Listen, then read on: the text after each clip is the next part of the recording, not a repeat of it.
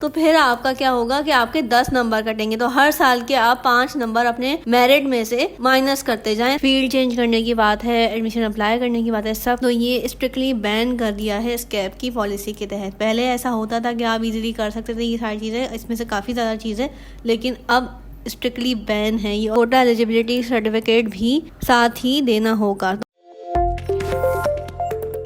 अस्सलाम वालेकुम, welcome back to my channel Yes Academy. तो यहाँ पे मैं आपके साथ जो बोर्ड की न्यू एडमिशन पॉलिसी आई है उसको शेयर करती हूँ।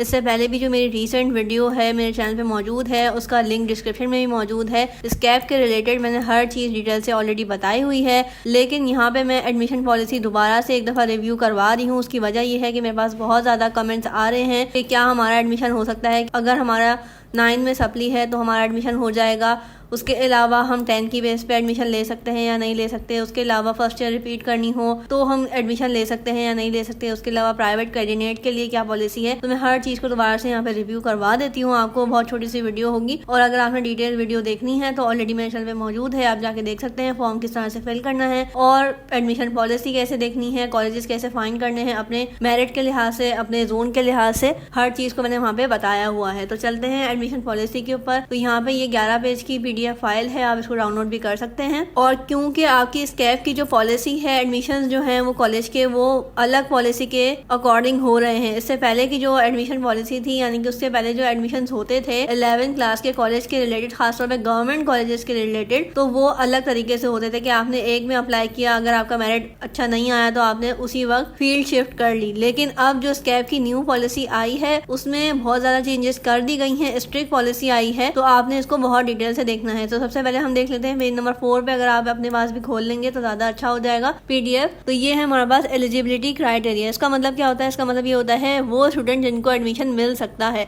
उसके अलावा जिनको नहीं मिल सकता वो भी मैं यहाँ पे डिटेल से बताने वाली हूँ। वीडियो को पूरा देखिएगा, आपके सारे मसले सॉल्व हो जाएंगे। तो यहाँ पे हमारे पास नंबर 1 पॉइंट जो है वो ये है कि जिसने SSC किया है, टेक्निकल बोर्ड या O लेवल किया है, इन तीनों स्टूडेंट्स को जिन्होंने पास किए हैं ये सारी चीजें, उनको एडमिशन इजीली मिल जाएगा। ठीक है, O लेवल वालों को एक इक्विवेलेंट सर्टिफिकेट बनवाना है, उसकी डिटेल मैं आपको आगे जाके शेयर कर देती हूँ। SSC यानी कि आपका जो मैट्रिकुलेशन सिस्टम आ गया वो, और टेक्निकल बोर्ड वाले भी इजीली एडमिशन ले सकते हैं। ठीक है, पहला पॉइंट क्लियर हो गया। दूसरा पॉइंट हमारे पास है कि 2021, 2022 या 2023 इन तीनों ईयर्स के अंदर आपने 9th मैट्रिक पास किया है तो आप इजीली 11th क्लास यानी कि कॉलेज में फर्स्ट ईयर के लिए एडमिशन ले सकते हो। उसके अलावा अगर आपने 2020, 19, 18 या इससे पहले आपने मैट्रिक पास किया है तो आपके लिए एक न्यू पॉलिसी आ गई है। पहले तो आपको इजीली एडमिशन मिल जाता था विदाउट एनी डिले। ठीक है, लेकिन अब यहाँ पे हमारे पास क्या आ गया है, 2020 या उससे पहले अगर आपने मैट्रिक या 9 पास की है और अब आप चाह रहे हो कि एडमिशन ले लो, तो आपका यहाँ पे एडमिशन होगा इसके अकॉर्डिंग। ये क्या है, 5 मार्क्स आपके हर साल के अकॉर्डिंग डिटेक्ट होते जाएंगे। यानी कि आपका अगर 2020 में आपका मैट्रिक हुआ है तो आपके जो टोटल मार्क्स आपने हासिल किए हैं उसमें से 5 नंबर कट जाएंगे और 5 नंबर आपके हो जाएंगे कम। फिर आपका जो मेरिट बनेगा उसके हिसाब से आप अप्लाई कर पाओगे। ठीक है, अगर आपने 2021 में किया है तो फिर आपका क्या होगा कि आपके 10 नंबर कटेंगे। तो हर साल के आप 5 नंबर अपने मेरिट में से माइनस करते जाएं तो आपका मेरिट बन जाएगा और आप फिर उसके हिसाब से एडमिशन ले सकते हैं। कॉलेज कैसे फाइंड करना है वो भी मैं आपको इसी वीडियो में बता दूंगी ताकि आपको ज्यादा परेशानी ना हो।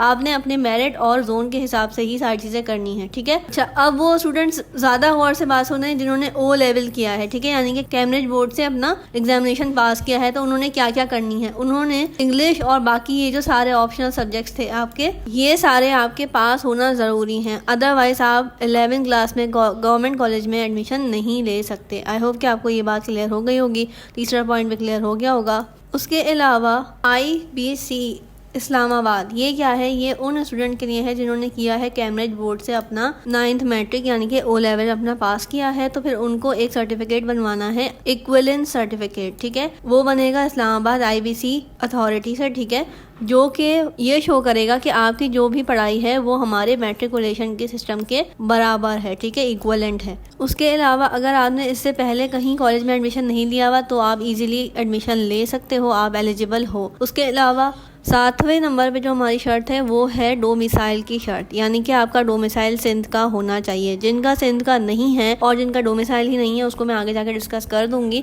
लेकिन यहाँ पे हमारी 7वीं शर्त ये है कि डोमिसाइल सिंध का होना चाहिए। जिन स्टूडेंट का डोमिसाइल नहीं बना हुआ तो प्लीज़ अभी आप अपना फॉर्म फिल करते ही फ़ौरन से डोमिसाइल के लिए अप्लाई कर दें, क्योंकि जब आपका एडमिशन हो जाएगा तो फिर वो आपसे बहुत ज़्यादा चांसेस हैं कि हार्ड कॉपी भी मांगे डोमिसाइल की। ठीक है, तो आपने उसके लिए अप्लाई कर देना है। आपका फॉर्म तो शायद अभी एक्सेप्ट हो जाए विदाउट डोमिसाइल, लेकिन आपका जो एडमिशन है जो आपने खुद जाके फिर कॉलेज में करवाना होगा, जब आपका एडमिशन कंफर्म हो जाएगा तो फिर आपको डोमिसाइल भी जमा करवाना होगा। ठीक है, तो अभी तक ये शर्त ख़त्म नहीं की गई है, तो इसलिए आपने डोमिसाइल बनवा ही लेना है। ठीक है, उसके अलावा वो स्टूडेंट जिनका डोमिसाइल सिंध का नहीं है तो उनका एडमिशन किस पे होगा? कोटा बेस सिस्टम पे होगा। कोटा बेस सिस्टम क्या होता है कि किसी और प्रोविंस का स्टूडेंट ईजिली आके दूसरे किसी भी प्रोविंस में पढ़ाई कर सकता है, लेकिन वहाँ पे हर कॉलेज में 3-4 सीट्स होती हैं जो कि कोटा सिस्टम या कोटा बेस कहलाती हैं। उसमें ये होता है कि किसी और प्रोविंस का यानी कि आउटसाइडर आके इजीली पढ़ सकता है अगर आपका मेरिट अच्छा है। डॉक्यूमेंट्स क्या रिक्वायर है? डॉक्यूमेंट मैंने आपको पहले ही बताया था कि आपका एसएससी का सर्टिफिकेट, यानी कि अगर आपने 9th की है, मैट्रिक की है तो उसका सर्टिफिकेट होगा, तो वो जमा कराना है। इसके लिए आपने हार्ड कॉपीज़ भी जमा करनी है और इसकी फ़ोटो कॉपीज़ भी करनी है। ठीक है, यानी कि आपने जब एडमिशन लेने जाना है तो ये सारी चीज़ें आपको फाइल में लेके जानी पड़ेंगी फ़ोटो कॉपीज़ करवा के, क्योंकि वो आपसे फिर